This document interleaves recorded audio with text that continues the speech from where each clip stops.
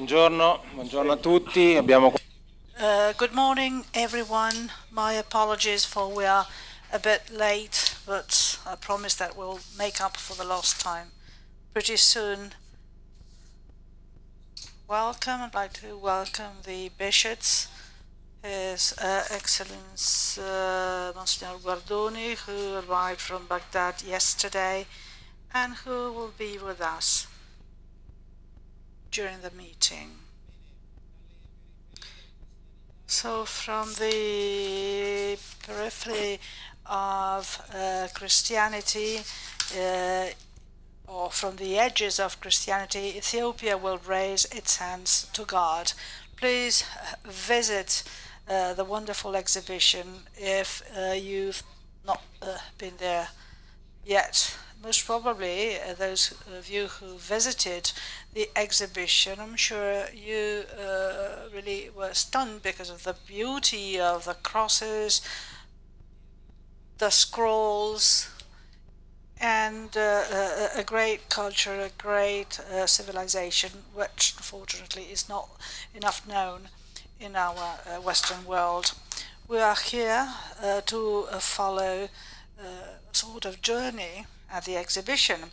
We'll hear about a very important initiative, a project which has been implemented for a few years in Ethiopia to cast a glance to the past towards the present. We are here to speak about the project of the Catholic University of Ethiopia, and we'll hear of that from Monsignor Tomasi, and thank you very much again, Monsignore, for being here. Well, let's start without further ado. We'll have Professor Giuseppe Barbieri, a professor of history of modern arts in Foscari, Venice, and he's the curator of the exhibition. This is the fourth time you speak about arts and tradition in Ethiopia. The first great exhibition was held in Venice. You have the floor. Yes, I've been studying Ethiopian art for 5 years and I still have much to learn. If we can see the first slide. This is the fourth exhibition of Ethiopian art that I have curated in the last 5 years.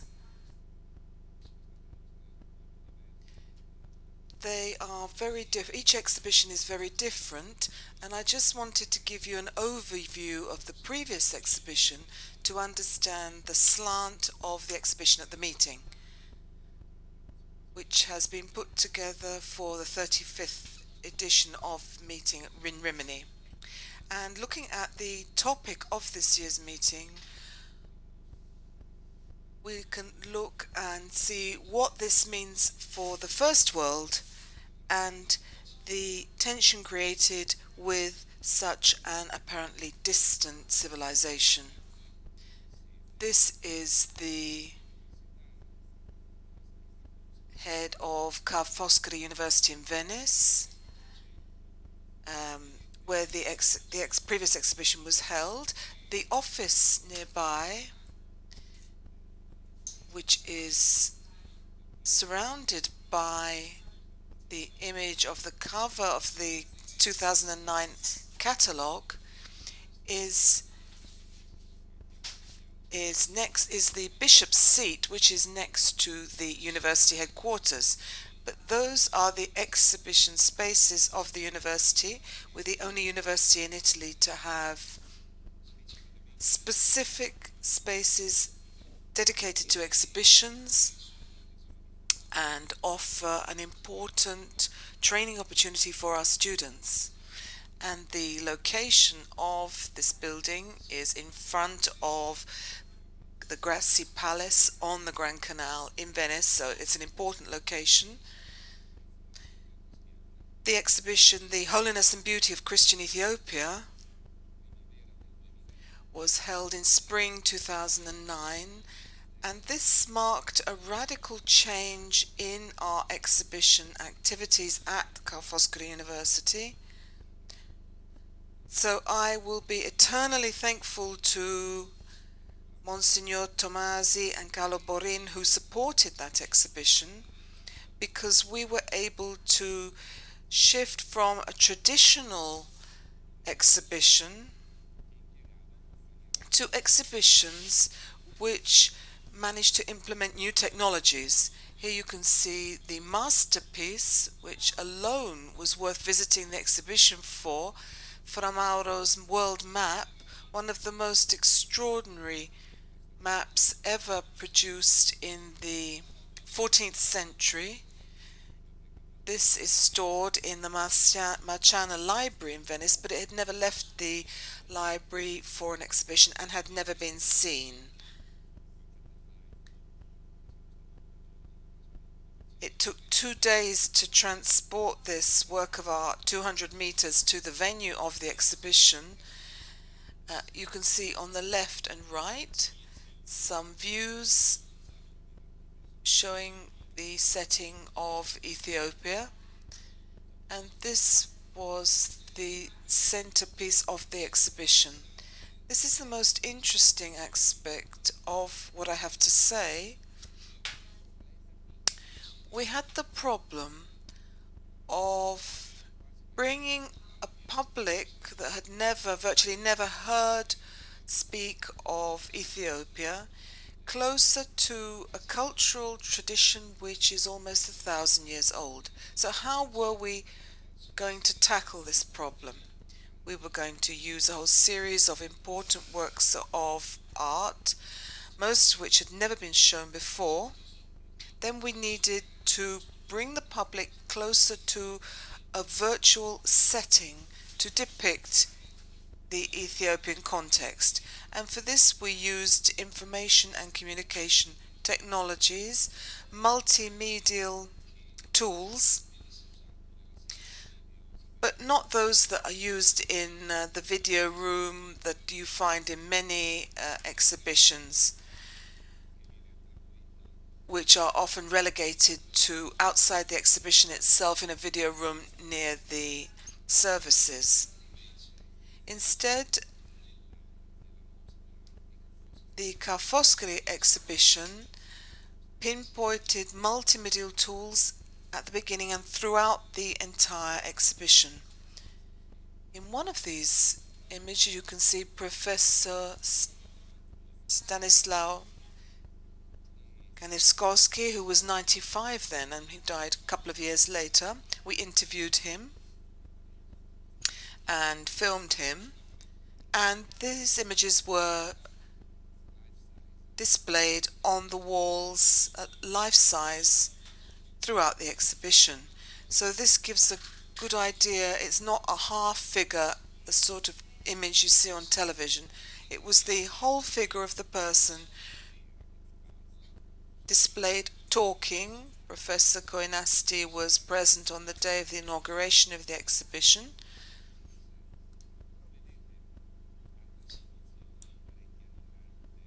We had animated walls along the exhibition, a multimedia guide which was produced in an innovative fashion, produced ad hoc for the exhibition. Here you can see some of our students who, instead of being guides for the exhibition, they were cultural mediators. That means that they only answered questions posed by the public, so they explained that a work of art can be questioned, and if questioned will offer answers. So these were the first students to be cultural mediators, and more than 600 from Foscari, but from other universities in Italy, came to be cultural mediators, and in different locations in Venice, in Grassi Palace, in the Prada Foundation and elsewhere.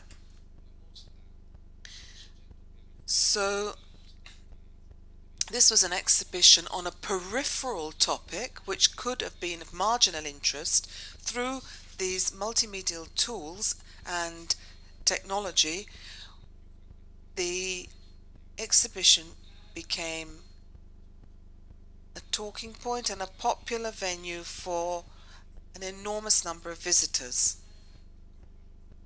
and gained excellent acclaim by the public. The exhibition had a website.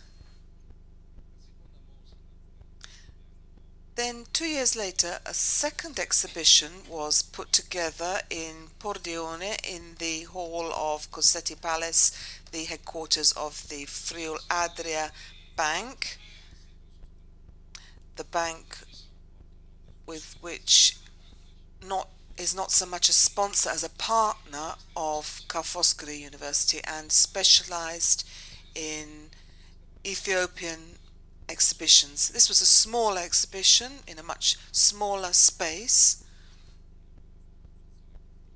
as opposed to the exhibition in Foscari, but most of the icons on display were small images.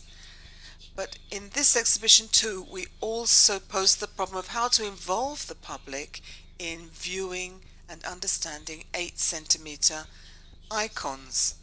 So here we played on the scale of the images. So a small icon next to a giant image, 2 meters by 2 meters, allowed viewers to focus on the parts of the images they were looking at.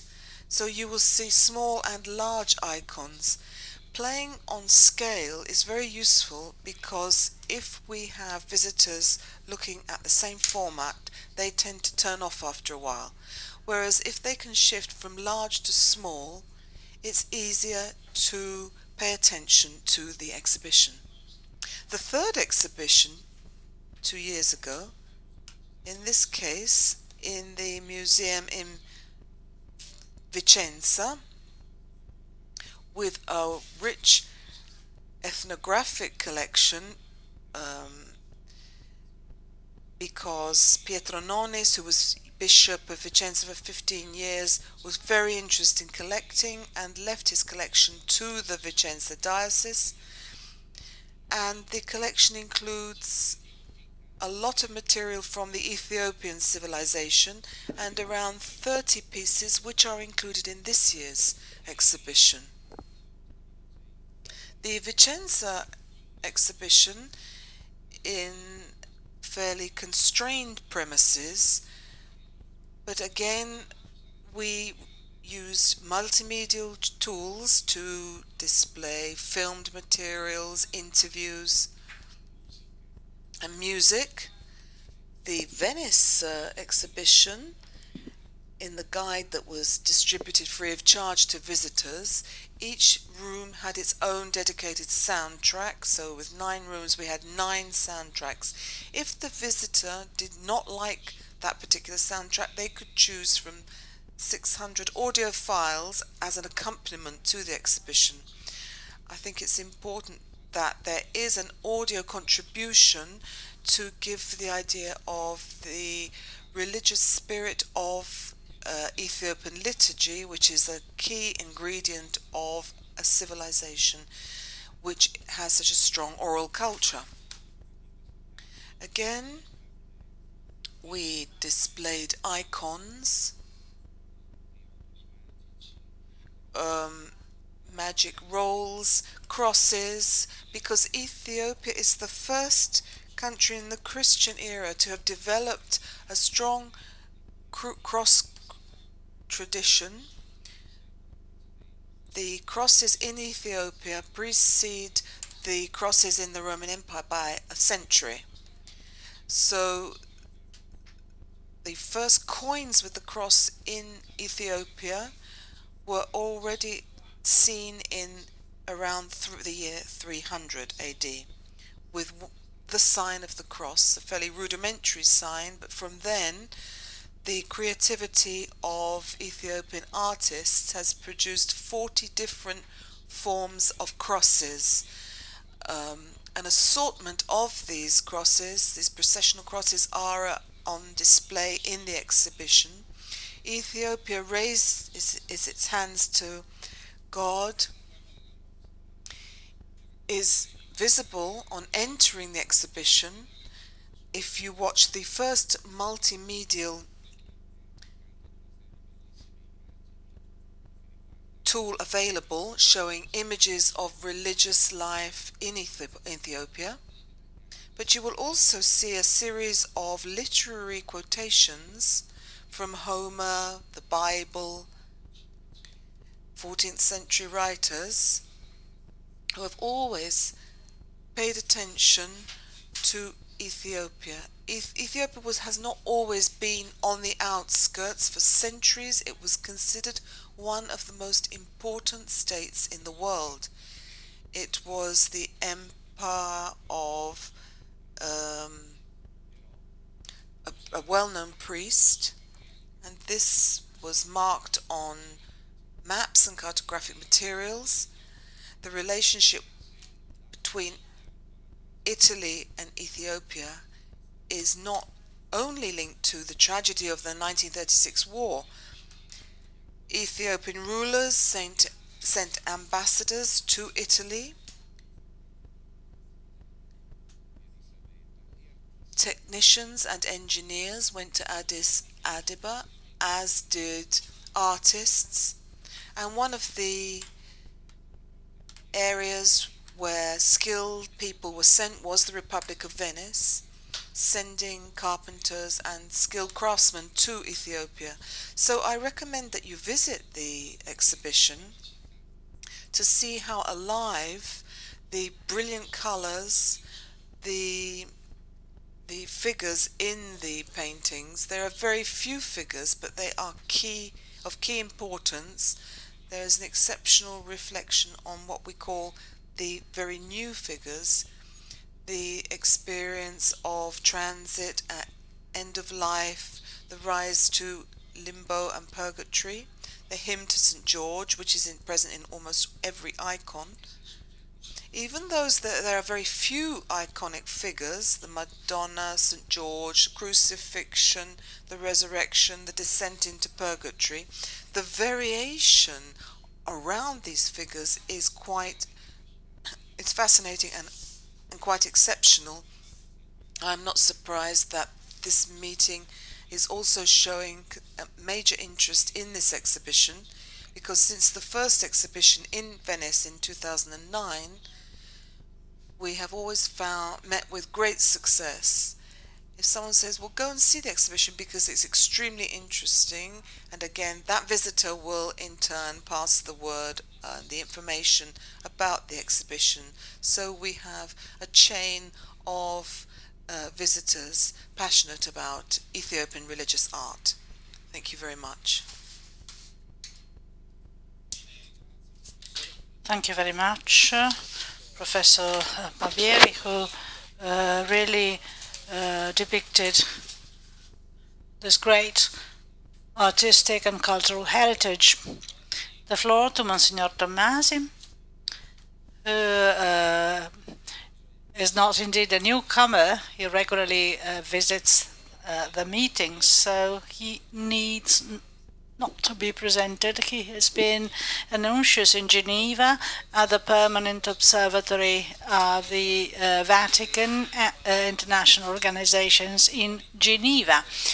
And he has traveled a lot in many countries of the world where he has left signs of his passing.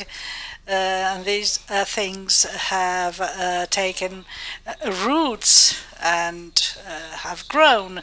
Maybe the place where he most left his seeds is Ethiopia, and the city of Addis Ababa in particular. He served there as annuncius for many years. We should thank him for the exhibition. He was very active in trying to create a link between our world and Ethiopia. You have the floor. Thank you very much. Indeed, I cannot speak about the artistic features and the historical and artistic beauty of the items exhibited, because I'm not an expert. I've learned to get familiar with these objects. I think they have a very important message to convey. The title of the meeting of 2014, i.e. to the ends of the world and so on, is a very good one. Axum Empire, which included Ethiopia, part of Sudan, and part of Yemen, and the south of the Arabian Peninsula, is one of the great empires of history. We had Axan, Persian, and Roman empires in the past. As a matter of fact, Ethiopia has not always been at the periphery or to the ends of the known world. In a way, Ethiopia ended up to the periphery of the Christian world because throughout the centuries, the high plains in Ethiopia were isolated, remote, surrounded by a completely different world, i.e. that of Muslims. Often so, unfortunately, Ethiopia had to fight against the Muslims to preserve its Christian identity. Ethiopia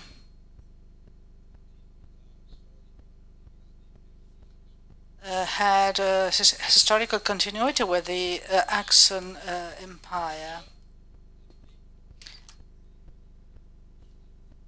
At the time, so Emperor Constans, son of Constantino, Ethiopia was already perceived as a country a bit out of control. When St. Athanasius, Bishop of Alexandria, appointed San Frumincio as a bishop, the first Ethiopian bishop which we have historical evidence, Emperor Constans wrote to Athanasius, Patriarch Alexandria, asking, how did you dare to appoint a bishop outside the borders of my empire, i.e. outside the borders of Roman Empire? So Ethiopia at that time was already at the periphery, and there it remained during the dark centuries when it got isolated from the Western world and the Byzantine Empire, a time when the high plains of Ethiopia were completely separated from the rest of the world, as they were surrounded by Muslims. The lifestyles and the history of Ethiopia continued to be inspired to the Christian culture and identity. What remains are the dark ages, of which we not very much documentation. Well, what survives and has been handed over to us are manuscripts, icons, crosses, monasteries, showing that the life of people in Ethiopia was organized around the Christian celebrations.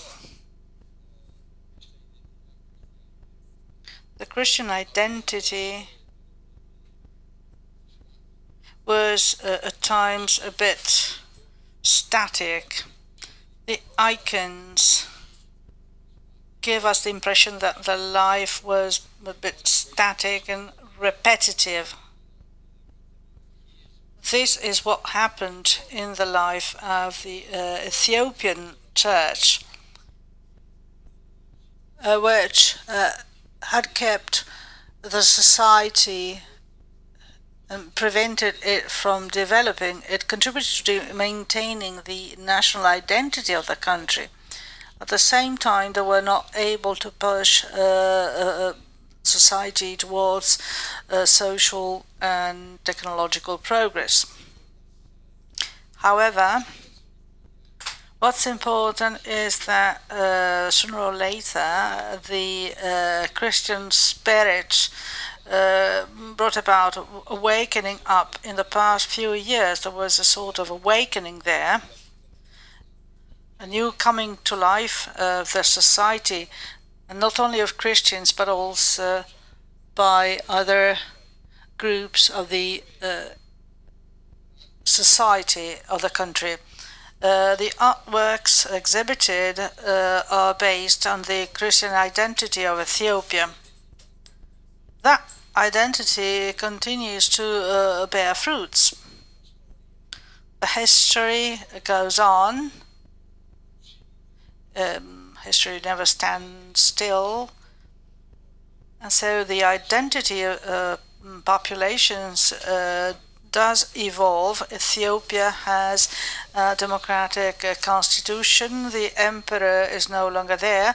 The last was killed by Mengistu, a dictator.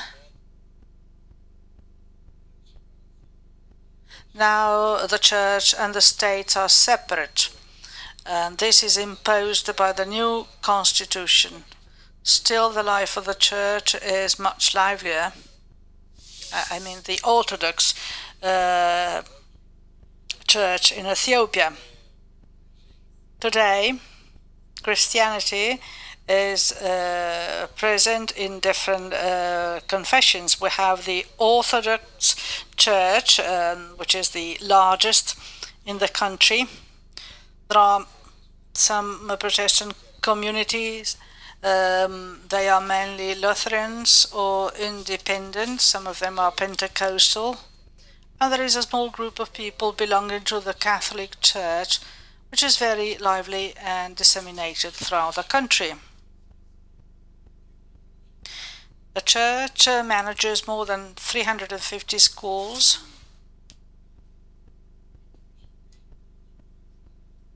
Students are Orthodox and Muslim. I mean, 90% of students are Orthodox and Muslims. The idea is to make these people able to live together peacefully, avoiding the extremisms that unfortunately we see in many parts of the Middle East in these days, with a lot of conflicts and violence. And it's the continuity of this Christian spirit which brought about the idea to create the Catholic University of Ethiopia. Education is the main road to allow the development of the country. If we really want that these young persons who are looking for a job, who want to create a family and to make a living, do not come to ask for the help of Europe, we should see to it that they can walk with their own legs, i.e. that they can create employment in their country, that they contribute to the development of Ethiopia, so that they are not forced to look for other solutions elsewhere. Education, again, is the main road to achieve that objective. The Catholic University of Ethiopia is the higher education institution, which is the maybe the final link in the field of education offered by Catholic Church. We have primary schools, high schools, which are the best in the country, are managed by the Catholic Church, and then the Catholic University. This is there to serve not only the people of Ethiopia, but it can be considered as a good quality reference model for the whole of Africa. That institution indeed is very strategic, Addis Ababa is also the seat of the African Union. It's like Brussels for Europe.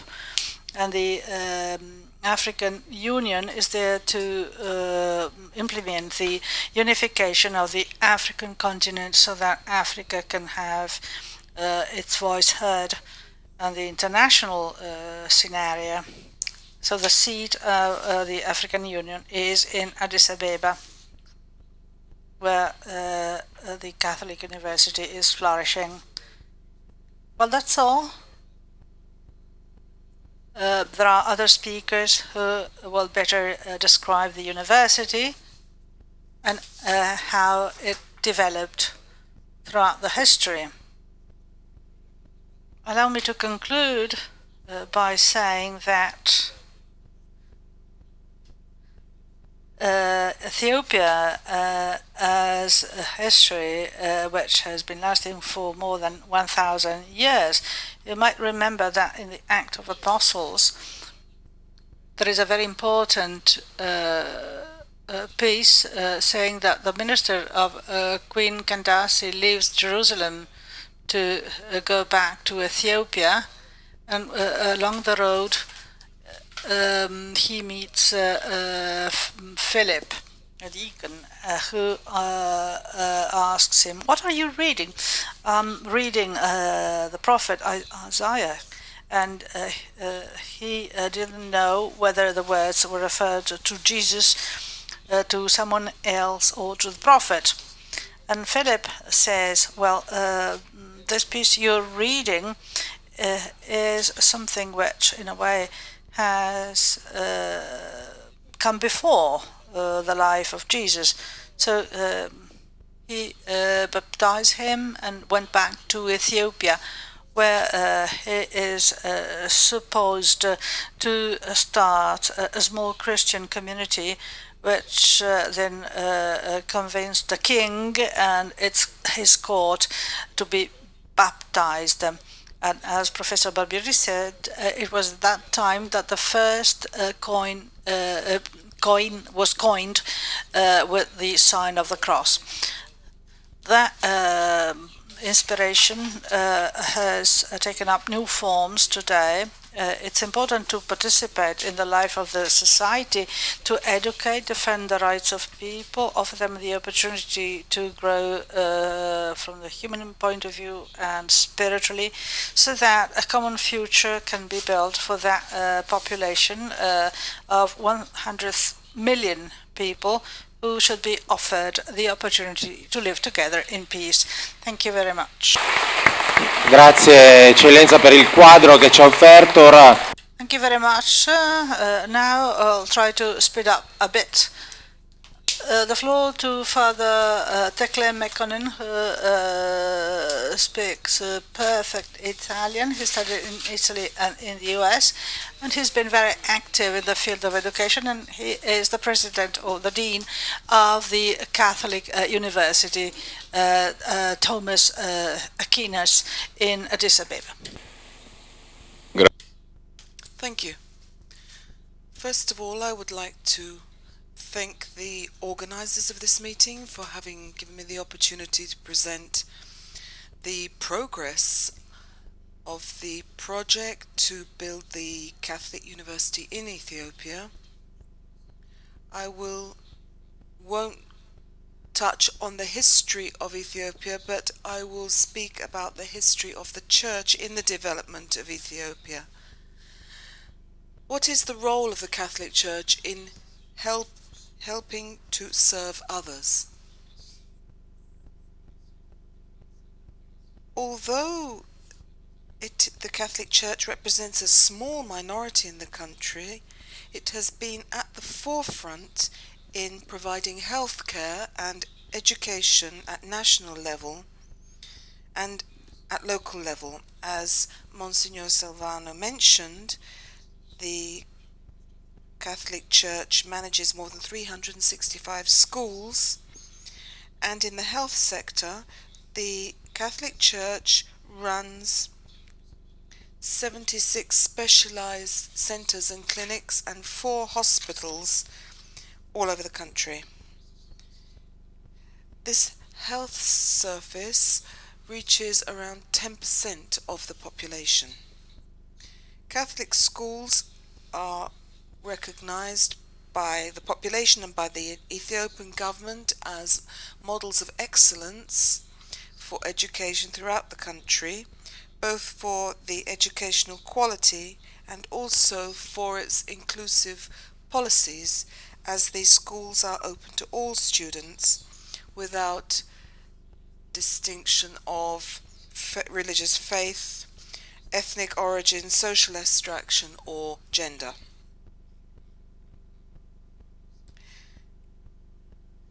A university that could be a model for other local universities had been missing up to this point, and to give an opportunity of high-level study to students who pass their examinations brilliantly in Catholic schools, which are renowned for their academic superiority.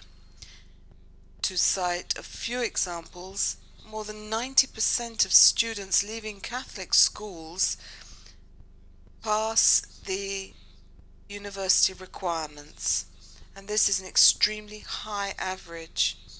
In addition, these students manage to be accepted in postgraduate specialization schools chosen by them in the top faculties of engineering and medicine. The idea of setting up a Catholic university in Ethiopia stemmed from an explicit request from the then Prime Minister Meles Zenawi to His Holiness John Paul II during his visit to the Vatican in 1997. The idea was to build an international standard university that could be an example for the whole nation. Why did the Prime Minister want a Catholic university for Ethiopia?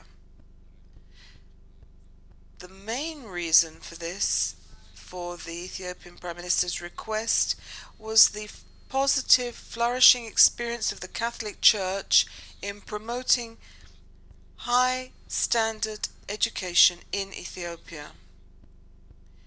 As was described before, Catholic schools are renowned for their high quality and contribution to the country.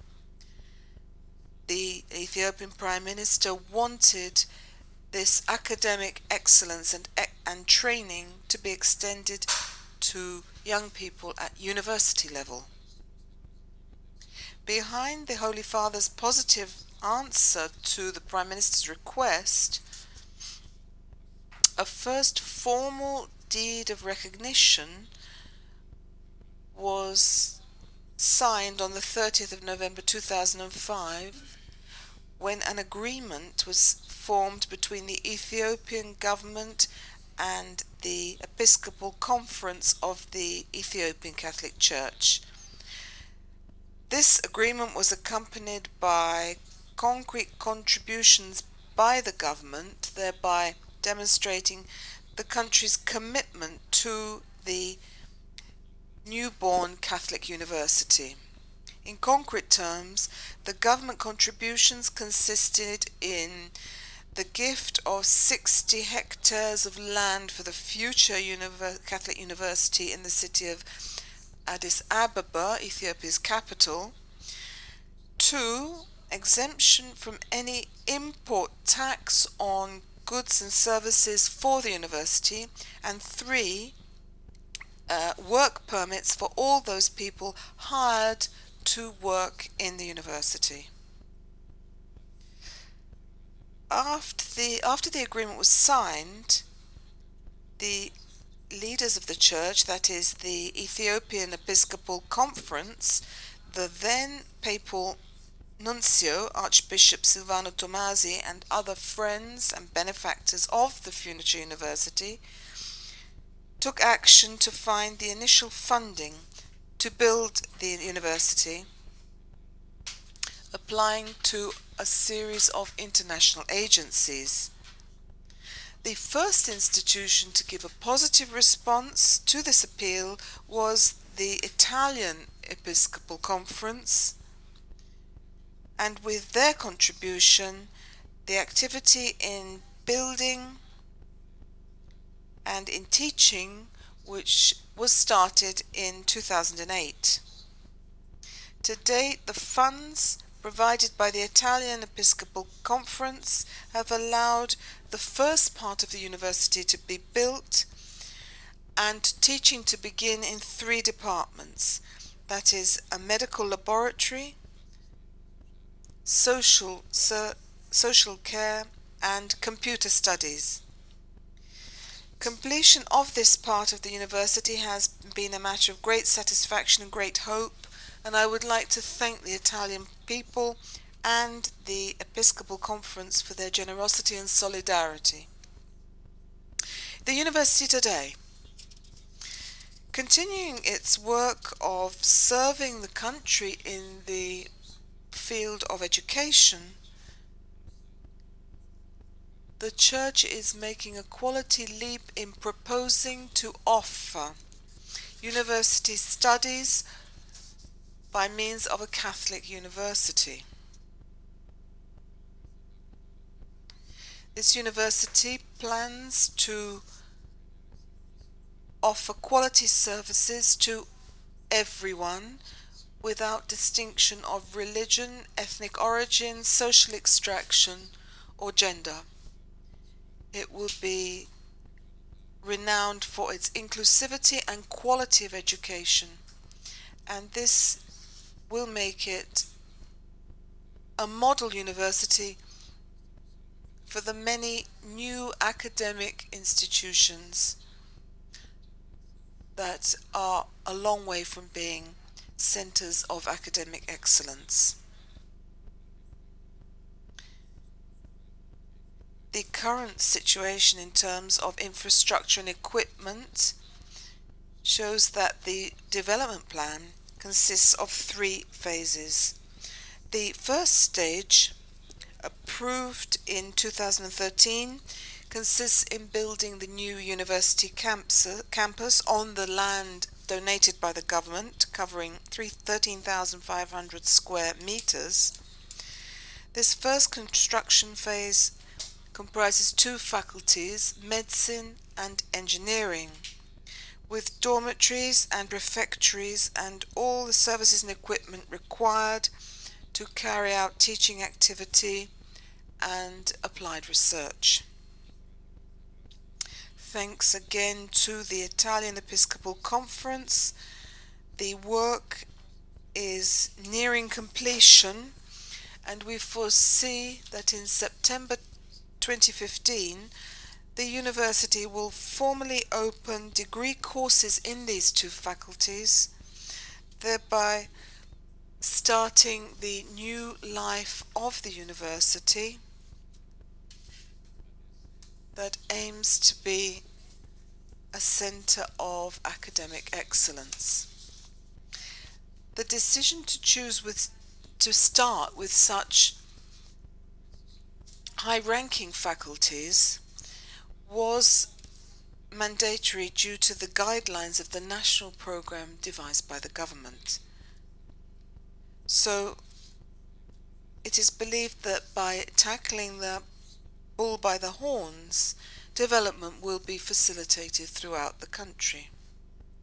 In conclusion, even though the new Catholic University is conceived as an institution dedicated to the service of Ethiopian populations, in addition, it is considered a university that will contribute to the development of other countries in the region. In particular, it is hoped that the university will play an important role in consolidating peace in the continent by cooperating with many international organizations and regional associations with offices in Addis Ababa. The executive members of the university have been encouraged by leading celebrities who have seen the university in this light. Recently, the university has had the strong moral support of His Holiness Francis, having solicited the completion of the university. The Holy Father has taken an interest in the progress of the project when he received the Assembly of Ethiopian Bishops in May 2014. After listening to the progress of the works, the Pope appealed to all potential benefactors to generously support the building of the Catholic University in Ethiopia. Naturally, we are very grateful to the Holy Father, and we trust that with his blessing, we will soon reach the aim we have fixed for ourselves. Before ending, I would like to express my thanks to all those who are currently supporting the construction of the Catholic University in Ethiopia. In particular, I would like to thank the Italian Episcopal Conference, His Excellency the Archbishop Silvano Tomasi, the Friends of ECUSTA in Italy, Comunione and Liberazione, and the University of Padua. Thank you very much. You have listened to the commitment and the time required to implement such a complex and important project. You have also heard the important role of the Italian Episcopal Conference in this project. And here I would like to introduce Giuseppe Magri, who is part of the Committee for Charitable Interventions by the Italian Episcopal Conference, and I'm sure he also has left something of his heart in Ethiopia, where he lived for many years and worked as a volunteer for some non-governmental organizations, and is still committed to this country. Well, good afternoon. I'd like to thank you for giving me the opportunity to talk about what is being done through the Committee for the Charity Interventions in favor of the countries in the Third World by the Italian Church to support many social initiatives promoted locally by the churches of what is known as the Third World. It's a pretty obsolete term, but we still use it because that is in line with the wording of Law 222 of 1985, which reviewed the Lateran Treaty, and which collects 8% of tax revenues to support the church projects. I realize that time is limited, so I'm not going to read my presentation. I'd like also to welcome you on behalf of the President of the Committee, Monsignor Alfonso Badini Confalonieri, and the Director of the service this committee, including 10 experts, besides the representative from Caritas and the Mission Foundation, the National Office for Cooperation Among Churches, which are organs of the Episcopal Conference in Italy, in the person of Don Leonardo Di Mauro. To be brief, I'd like to briefly summarize a couple of points. The first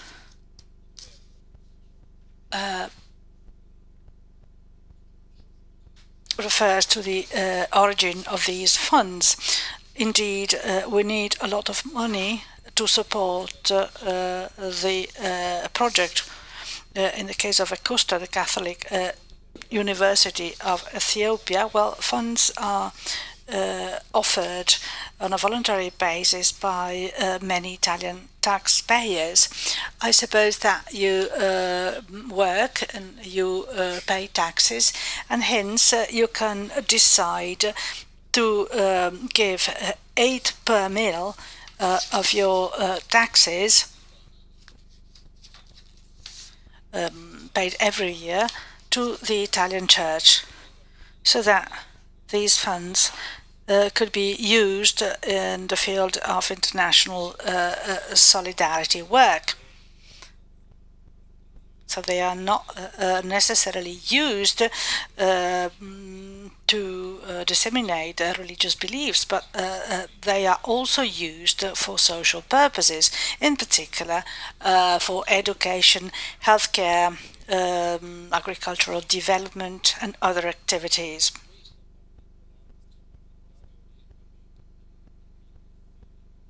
Well, often so people do not understand that the funds can be used for the purposes I listed. Often so the local churches do not understand that very well.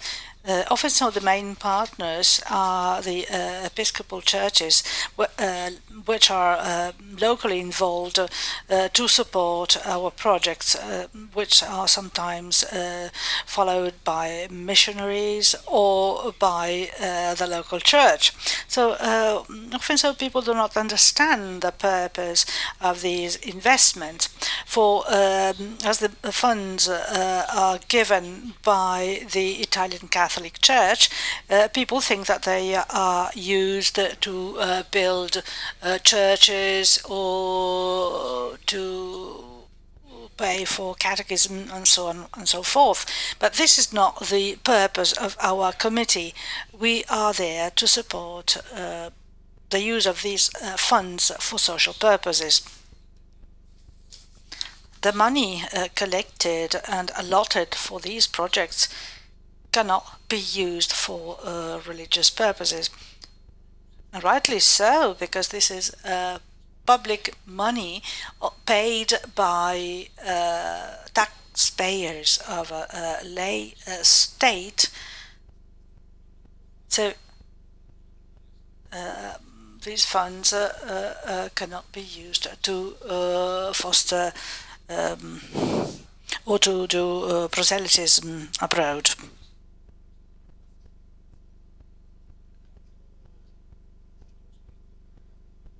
Another important point, which more directly concerns the Catholic University of Ethiopia, is the following. Let me tell you that I also would like to join the words by Father Teklè to Msgr Tomasi for being so far-sighted. This idea was born, I think, some decades ago, long before the university was built and opened. The Italian Church is very committed in supporting this initiative. This is so because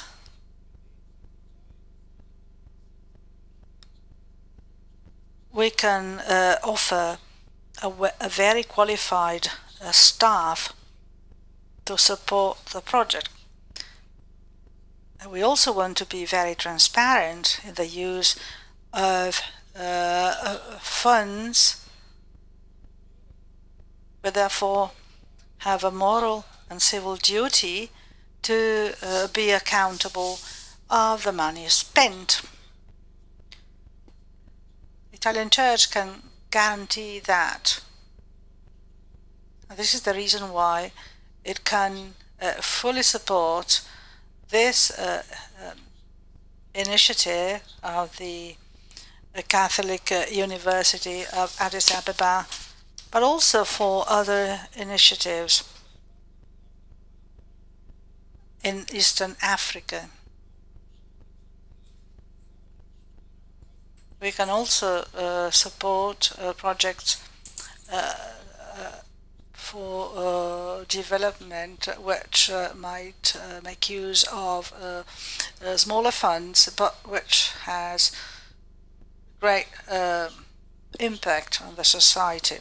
These projects are carried out through organizations which are fully supported by local episcopal conferences.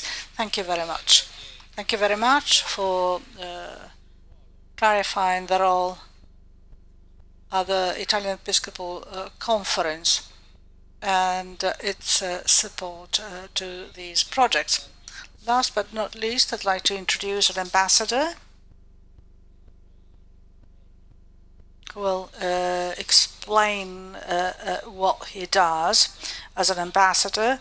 His name is Alberto Bertoldi, ambassador of the Order of Malta, accredited at Addis Ababa in Ethiopia. And he will speak about the Order of Malta, and I said that pretty informally because the denomination of the order is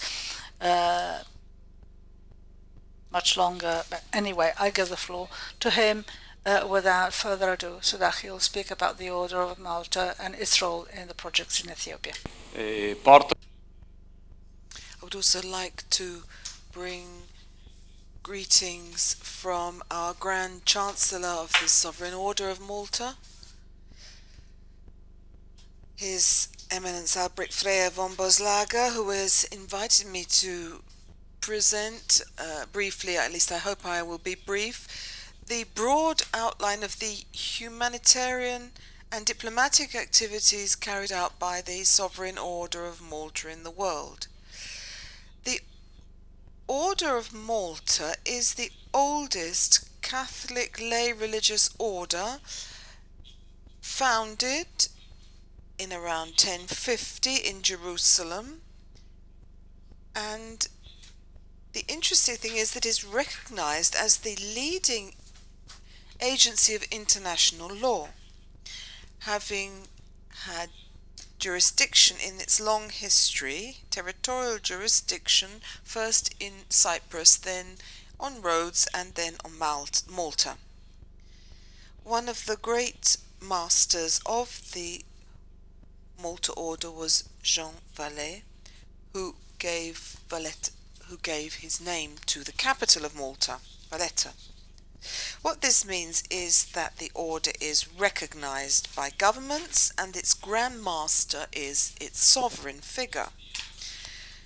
So we can say that although it does not have a territory as such, apart from its seat in Via Condotti in Rome and the villa in Rome and in Cavalieri Square in Malta, diplomatically it is on a par with other territorial states. It has its own Ministry of Foreign Affairs, it has its own Minister of International Cooperation, it has a Minister of Health, so it has its own government. Currently, the Order of Malta is accredited with 104 states in the world, but in addition to this accreditation, it also is recognized by the United Nations as a permanent observer, both in New York and in Geneva and Vienna, and is also present with missions in almost all international organizations. The most recent accreditation was as permanent representative with the African Union, the Organization of African States, recognized in January 2014, which has an organization which has its headquarters in Addis Ababa. I'm outlining the history of the order not in a self-referential terms, but because to give some idea of its diplomatic activity and to explain exactly what its diplomatic activity consists of. Diplomatic activity is one of the tools to achieve the targets of the order, which are based on two cardinal principles, which are obsequium pauperum, the service to the poor, and these allow the order to have a privileged relationship with and to be accredited with the leading international organizations like the Food and Agriculture Organization and UNESCO. This gives the order the possibility to intervene promptly and effectively in the case of natural disasters or emergencies stemming from armed conflict. On the international political scene, the Order of Malta has a position of neutrality, impartiality, and is apolitical. For this reason, the Order has an advantage because it can act as a mediator whenever states turn to the Order to solve conflicts. So this is the true sense of the Order's diplomatic activity, and this activity focuses on man as it has no state interest to defend. So, to give a very quick overview of the humanitarian activities of the Order, I can say that the Order achieves these activities through volunteer bodies in 33 countries, 25,000 employees, including doctors, paramedics, social workers, and emergency rescue services, 80,000 permanent volunteers, 20 hospitals, 110 care homes, 1,500 surgeries and first aid posts, and it has 55 international cooperation agreements and 57 postal agreements with other states. The Order of Malta has been known since the Middle Ages as Hospitallers. The members and staff of the Order and volunteers care for millions of people every year.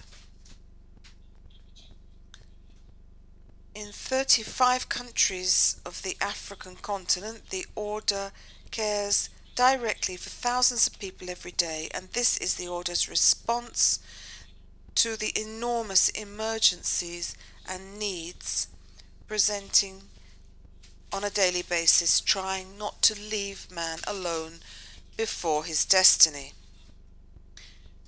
I won't specifically talk about the activity of the embassy in Addis Ababa, but I can say that we have been committed to building health centers and schools, believing that education is a compulsory step to promote man. School education, work training, and healthcare education. I would just like to make a short comment because we have very many projects in Africa, and I think all of them are based on valid solidarity grounds. But in some cases, they're the result of an emotional response, which is noble, but does not leave room for a rational project or moving into the long term where sustainability has not been thought through. So we also need to make one consideration, and that is the assessment of a project must be based on a long-term vision, as I said, on its sustainability in time. Our embassy, working in Ethiopia and accredited with the African Union, tends to prefer projects which have these features. Some years ago I had occasion to speak with Msgr Tomasi when he was still the papal nuncio in Addis Ababa, and I had the opportunity to appreciate and share his project to build the ECUSTA Catholic University in Addis Ababa, which will represent a training excellence not only for young Ethiopian students, but for the whole of the Horn of Africa. Without exaggerating, it will be a reference point for sub-Saharan Africa. The ECUSTA project was set up to help those populations look at the future with hope and to allow that hope of rebirth and the desire to recover their own identity and to build not their future not just in terms of a utopia but in concrete terms. We believe that education is the most effective tool to do this. Personally, I also think that the idea that Africa must fall into line with local quality standards. If we act as intermediaries on an equal basis, we must have the same yardstick, so our quality standard must be the same as theirs. Our concept of excellence must be the same for them. We heard earlier of a concrete example being the 365 high schools run by the tiny Catholic community in Addis Ababa. So a university education cannot not consider this cultural approach. So the Catholic University, which aims to be an Centre of excellence for education not only for Ethiopia but for the whole of the Horn of Africa, must also be a matter of interest for our embassy. The project of building the Catholic University of Ethiopia is not simply one of a building, but it aims to make the best of the young people who represent 50% of the population of around 90 million inhabitants. So through education, we can set up an integrated teaching project given the central role of young people and the integration of different faiths, trying to build the future ruling class of a country that represents a European Brussels in the geopolitics of Africa. Personal basis, my collaborators and I are convinced of the Order's motto, which has remained over the centuries and has been renewed by the commitment in the field of healthcare and civil protection. We believe in this project, and within the limit of our possibility, we support the project with the direct commitment into building a network that is involving businessmen and other operators who can fund the project or provide building materials or accessory equipment for its completion. Thank you for listening, and I would like just to say arrivederci, to see you again in Addis Ababa. Thank you. To see you in Addis Ababa to visit the Catholic University about to be opened. And this is the wish we will close this meeting with, spanning the cultural, religious and historic heritage of Ethiopia, which has generated a long history of Christianity in Ethiopia, and its educational heritage, as we have heard about the Catholic community, which is tiny in Ethiopia, but able to reinforce its presence with an impressive dynamism. Thank you to all our guests, and I invite you to visit the exhibition and to pay attention to this project to build a Catholic university in Ethiopia. Thank you very much. Grazie.